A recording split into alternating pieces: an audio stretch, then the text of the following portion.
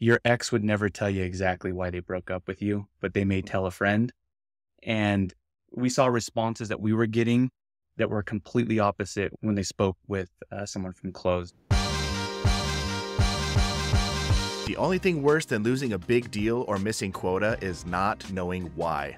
Here at Closed, we've conducted tens of thousands of buyer interviews for hundreds of B2B companies, and we've uncovered what drives your prospects to buy, not buy, or even churn.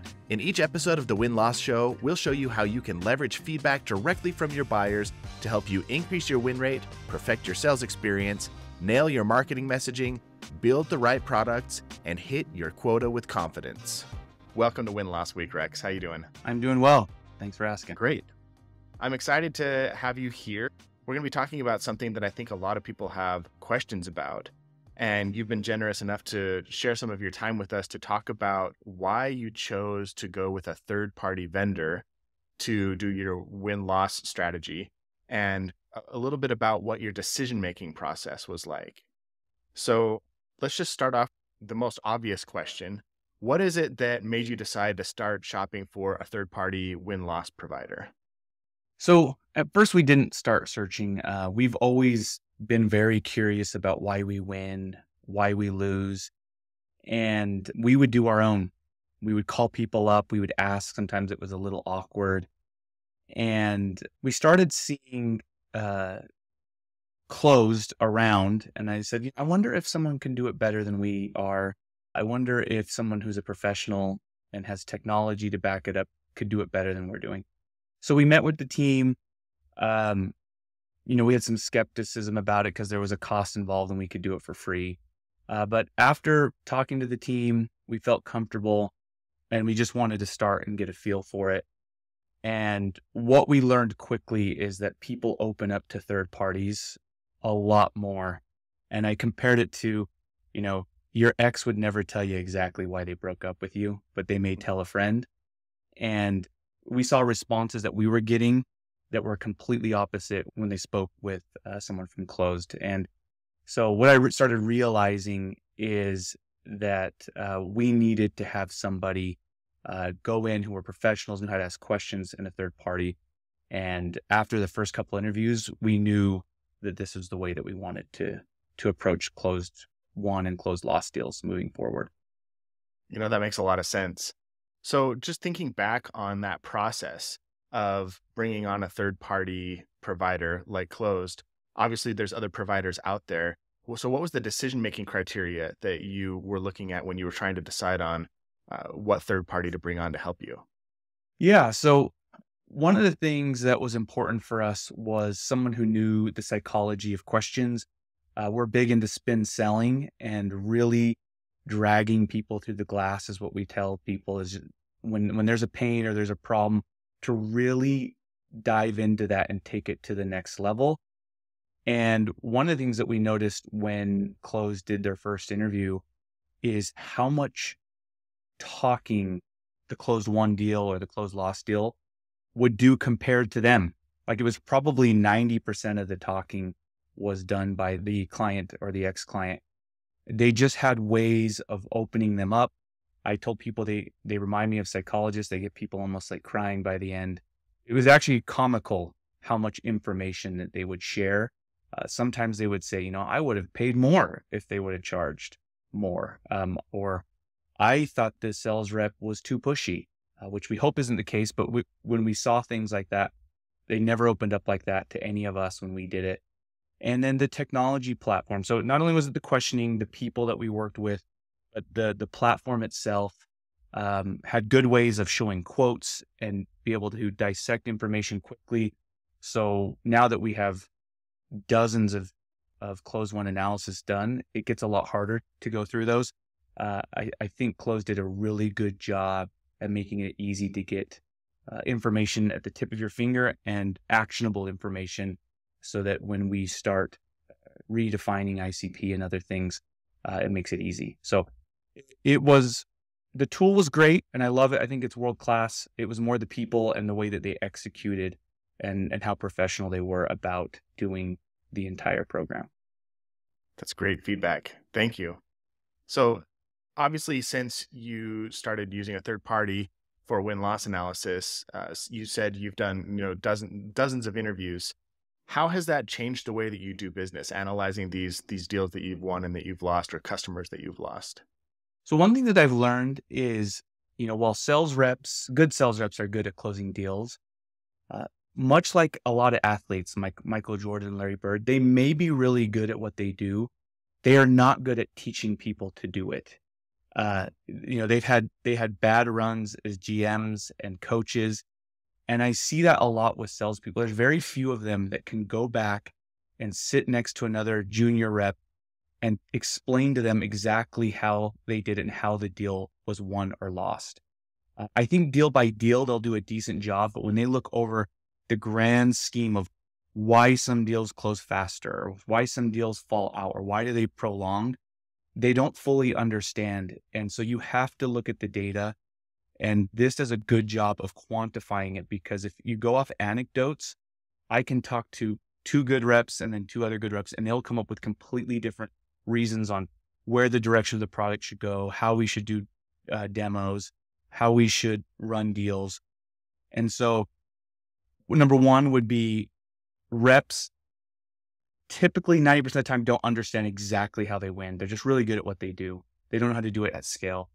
So not only did it help us change our ICP and start being more specific on exactly why customers are choosing us and not going off anecdotes, there's another concept that we call UCP. I actually wrote an article on it, unideal customer profile. And sometimes that is more important to us than the ICP is. Who should we not be talking to? And when we were a young company, we would talk to anyone. We would close deals for any reason. We just wanted them to sign. And that's a fault on our end, is it ends up coming back at you later with churn. You end up providing a bad experience because you're forcing a use case. And we started learning that if it doesn't fit, we want to be the first ones to tell them. And it creates a level of trust. And sometimes they'll come back when it does fit. So what we've noticed is, in a lot of cases, what isn't a good fit and identifying that is almost and sometimes better than knowing what the ICP is. And so we started seeing from the lost reasons why we shouldn't bring on certain customers from certain industries, or if they don't have the right challenge, and that just because you can get them to sign or get them to commit to a pilot doesn't mean that you should. So we think that we have more trusted customers. We have higher retention and adoption due to the fact that we find people that fit what we do and not just somebody who's willing to try something out. So what a great story. I'd never heard that term UCP before. And I think it's really true. You need to know who you want to serve, who your ideal customer is, but it's also really important to know the people who aren't a good fit for you right now. Are there any other learnings or realizations that you've had as you've gone through and studied some of your win-loss interviews, aside from that have also helped impact how you move your business forward?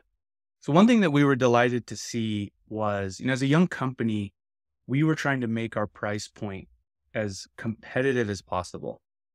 And I think we undersold ourselves because we got a lot of feedback from multiple customers that said the price was never an issue and we would have paid more. And as a salesperson, it's really hard to hear that, because you almost feel like, did I negotiate well? Did I get shot down? We're happy that people are paying a price that they think is fair, but also, as a vendor, I don't get joy out of just completely destroying someone on price. I do want them to come away with a good deal. I want to make sure I have a good deal. So one thing that we did do is it gave us the confidence that our product really was worth what we believed it was, and that we didn't have to undersell it to get in the door. As we started closing some of our first big enterprise customers, you sometimes get imposter syndrome, and you feel like, man, are we really a tool that can support a 100,000 employee company? And I now know that we are. I'm very confident about it. But when new reps come in and we're a startup company, sometimes there's a fear. Can I really charge that much? And if a competitor comes in, should I just try to race to the bottom? Our close one analysis has given our new reps so much confidence that we can support big clients and provide big value. Our integrity to the original quoted price has never been better. And Mm. and our close one analysis has provided that confidence to the team, which took me, 5 years to get to. It takes the team, they start that way. They just believe that's how it is. And it's helped us grow tremendously. And yeah, so that's just another example. Oh, I love that. Okay, so I want to do a little retrospective here. Looking back, you've been using Close for about a year. And if you were to look back, I want to talk about some of the things that we could have done better. Yeah. So there has been, Close is an amazing concept. Not only do I love using it as a customer, I tend to follow what's going on. I like the movement and what's happening there. But yeah, in terms of improvement, everyone can get better. I would say where we run into challenges with Closed is I'm always fearful giving the wrong list of companies for you guys to review. Mm. And because, it's not free, it's worth it, but it's not free. And you got to kind of pick and choose and stay within budget. A lot of times I realize that in the moment when a deal closes or is lost is when I have the best idea of it being reviewed. And what happens is we tend to just do a clump of interviews and then we rest for a little bit and then we come back. And then I forget who was that company that we should have talked to. And so I think one thing I would love is a better way of maybe getting into the CRM and letting reps flag accounts in the moment that they feel like, hey, this one should be reviewed, and then maybe go through an approval process of ranking which ones, so that it's almost like an on-demand interview, that it's done in the right moment when the person is fresh. A lot of times when you guys are calling in, they'll say, oh, I talked to you guys 6 months ago. I don't remember fully, but I'll give you my best answer. So I would think delivering interviews at the right time rather than in clumps, it would probably yield an even better results. Oh, that's awesome feedback. I'm excited to pass that on to our product team. I'm sure they'll be excited about that. Yeah. One more thing to add to the list of recommendations. Right. Right. So many things. We're always working on ways to improve our product, and that's a really great idea. Now, I would love to hear the opposite side of that as well. Are there any ways that we have over delivered or that you've been really impressed over the last year? I think you guys have done a good job, at least from what I've seen, is that it wasn't a fragmented experience from the time that I spoke with Jordan, the sales rep, to the time that I spoke with Alex on the CS side. It seemed seamless, and it wasn't a rep closing, disappearing, and then pinging me every once in a while.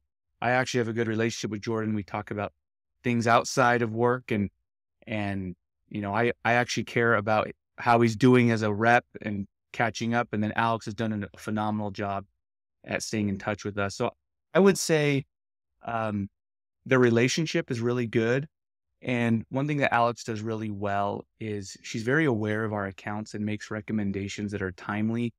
It feels like sometimes that we're her only customer because she knows very in detail, in depth, what is happening with our questions, and she adapts really well. Because one of the things I talked about spin selling, I was so worried about how they would ask the questions, and that when a golden nugget came up, would they dive into it? And not only has she done really good at that, she takes feedback very well. So if I go through the transcript and I say, hey, next time they say this, could you follow up more on that? She takes notes. She does everything. So I think just, the product's great. The tool's good. I would say the customer support and the client success is better. And that's probably as valuable, if not more than the solution itself. That's high praise for our consulting team. Thank you. Yeah, they've done a great job. I've been excited about it. There's a couple times they've done some things where I've passed it on to our head of CS and said, hey, this is actually a pretty good idea. So hopefully you guys don't mind. We've stolen a few of your customer success tips. Imitation is the highest form of flattery. Isn't that what they say? Yeah. That's great. So my last question for you today is, I would love for you to just take a moment to speak to anybody who's attending Win-Loss Week today, considering bringing on a third-party vendor to help them with their win-loss analysis. Having gone through this process fairly recently, what advice would you give to somebody who's on the market and trying to make a decision of whether or not to bring on a third-party provider and how to choose one according to maybe their budget and their needs? Yeah. So, if I could go back in hindsight and give myself advice on what to choose, I would say number one is just get started and just see what is available. Because if you are bootstrapped and you don't have the money, even if you don't choose a third party, you should do it yourself. And one of the things that you'll learn when you do it yourself is how much time it takes, how difficult it is to track. I can't tell you how many times we've done it, and I have probably 6 Google Docs of spread out data that I can't find at the right moment. And but at least you went through the exercise, you learned a few things. I don't think I would have found Closed or any third party had I not done it myself. I don't think I would have recognized its value unless I actually understood how important it is. What I would say is another thing to think about is to think about the ROI on this. How many deals do you have to close to pay this back? How many deals or how much would your closure have to improve? The math is pretty simple to do a payback. And that's part of the reason we did it is we said, hey, I'm willing to invest the half of a cost of a full deal close because I think we can close at least one. And that made the purchasing easier because I had no idea if this cost $1,000 a year or $100,000 a year. And what it ended costing us, it's probably about half the cost of an average size deal for us. And, I can easily attribute that we've done a lot better because of that. And then lastly, what I would say is you need to pick someone who prioritizes the science of questions and the expertise of questions over the technology. The tool is great, but even if we didn't have the Closed tool, the questioning and the breakdown of the interview and how they asked it and how they surface the right things to the front is more important than the technology. The technology makes it easier, but it's the art of the questioning. And that's what stood out to me. So what I would say is if you are looking at a solution is number one, just start, do something, whether you're going to just start doing closed win analysis, put questions together. Number two, I would say get a good idea of the ROI. So it's easy to justify because this needs to be part of what you do. I would not just do this one time. You need to make this part of your annual expenses. And then 3, find someone who really understands the art of asking questions and really being able to pull information out of somebody. That'd be my recommendation. I hope that helps. I'm glad that I went this route. It really made a difference. And the analysis that we do, we make it a part of every major sales meeting that we have.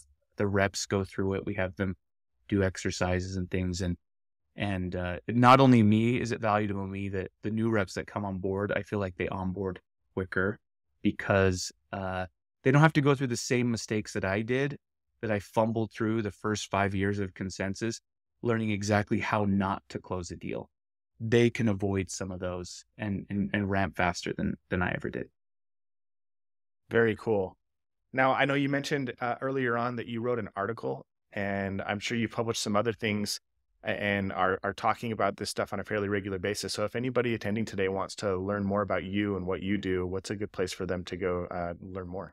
Yeah, so they can go to our website, goconsensus.com. We have a lot of materials around buyer enablement and how we use automated demos to help people track and close deals better. Also on my LinkedIn, you'll see a lot of the articles that I've written there. I don't write a ton, but every once in a while when I have a good idea, which isn't often, I try to write things. But yeah, you can find me on LinkedIn. You can find us on our website. And I'd be happy if anyone has any questions to do a quick call if you're on the fence about third party or closed when it comes to win-loss analysis. Awesome. Thank you so much, Rex. Thanks for your time. Thanks for sharing your story and your expertise. This was awesome hearing from you. I appreciate it. Thanks for inviting me. Thanks for tuning into today's episode. If you want to learn more about how you can win more by identifying and strengthening your weakest decision drivers, check out closed.com. That's CLOZD.com.